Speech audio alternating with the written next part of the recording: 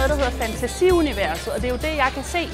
Og ligesom der er nogen, der kortlægger verden, vi har et kort over vores by, så jeg er ved at lave et kort over fantasiuniverset.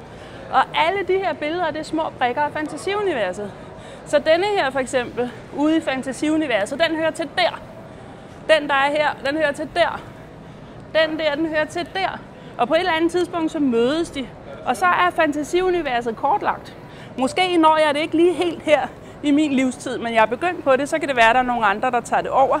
Men i hvert fald, jeg er ved at få styr på det fantasiunivers.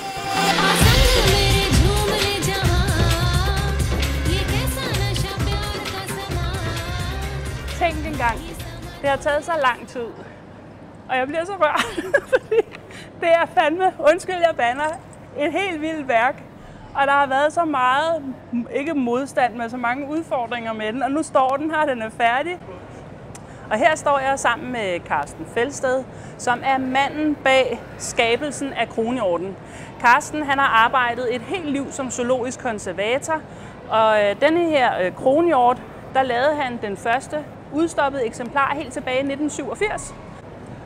Og Livskraft er så udgave 2021, en brunstig kronhjort, Revival.